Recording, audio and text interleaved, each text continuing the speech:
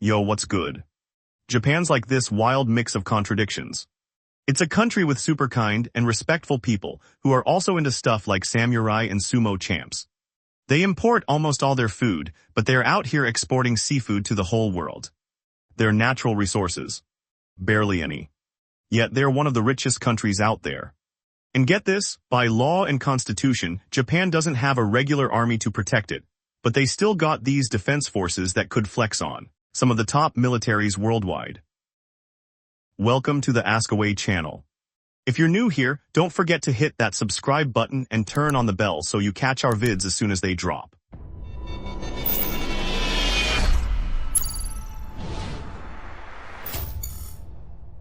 Japan's basically a bunch of islands chilling in the Pacific Ocean near Asia's east coast. We're talking close to 7,000 islands, but just 4 of them hold most of the population. Those 4 make up about 89% of Japan's total land. The rest mostly rough mountains and rugged terrain. Valleys, plains, and spots good for living or farming. That's only about 20% of the land, and it's sitting in the Pacific Ring of Fire, the sketchiest spot on Earth. That area is responsible for 90% of the world's earthquakes and over 75% of its volcanoes.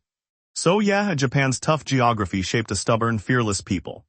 Plus, being so isolated gave them natural protection from invaders and troublemakers. Japan's got these natural barriers that make any army, especially old-school ones, think twice before trying to sail over. And if some army did try to invade, they'd face people trained to handle danger like pros. Even if invaders won, they'd get nothing valuable, most of the land's mountains with barely any resources. That's why historical attempts to take over Japan, even by the Mongols at their peak, usually flopped. Over time, Japan flipped the script and started raiding their neighbors instead. Generations of Japanese grew up with this warrior mindset, seeing themselves as above others, with their emperor practically worshipped like a god. As weapons and navies got more advanced, Japan started taking over nearby lands, kicking things off with Korea in 1910. After that, they snatched up any weakly defended island or territory without asking. With those wins, they got bold, attacking Mongolia, descendants of Genghis Khan, and even some Russian-controlled lands. Their non-stop expansion pissed off the League of Nations, so Japan just pieced out of the League and kept going, taking over China's Manchuria in 1931. When World War II popped off in 1939, Japan went back to its expansion game. They hit up Hong Kong, more parts of China, Burma, Thailand, the East Indies, and the Philippines. They even got close to Australia, but ran into fierce resistance from the Australian army, backed by the British Empire and India. That slowed Japan down, but they weren't too stressed since they were already stretched thin, defending all the land they'd grabbed. Japanese generals were thinking about chilling and reorganizing, but then things got messy. The Vichy French government let Japan use their Asian colonies as military bases, which freaked out the U.S., because it threatened their Philippines territory. The U.S. warned Japan and even cut off their oil exports. Japan knew their oil reserves wouldn't last long, so their leaders decided to seize oil-rich spots in Indonesia, a Dutch colony, Malaysia British, and the Philippines American. They figured they couldn't grab that oil without dealing with British and American naval bases nearby.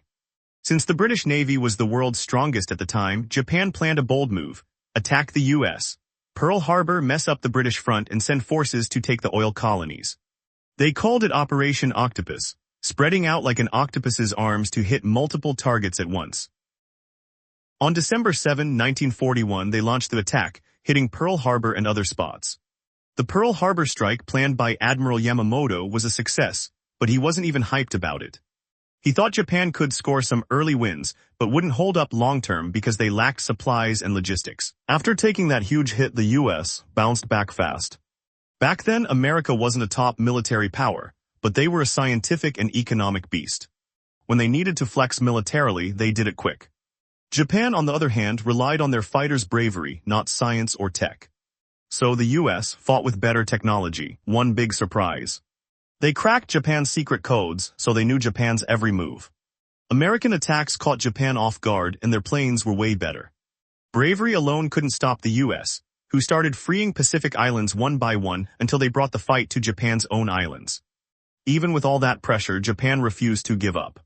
In May 1945, Nazi Germany surrendered, leaving Japan alone in the war.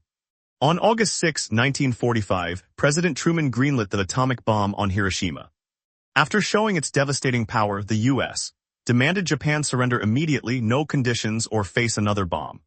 Japan still said no. So on August 9, the second bomb hit Nagasaki. Even after 2 atomic bombs and constant U.S. threats, Japan only surrendered after the U.S. promised their emperor could stay in power with his system intact. On August 15, 1945, they signed a preliminary agreement, and the final surrender came on September 9. Crazy thing. The emperor himself wanted the surrender, but some Japanese people weren't happy about stopping the war. Some even turned against their holy emperor and kept fighting. After the war, it was clear a people like that couldn't be left with an army. The Japanese government redirected their people's energy into building and science. They realized science and tech beat raw courage, so they went all in on that.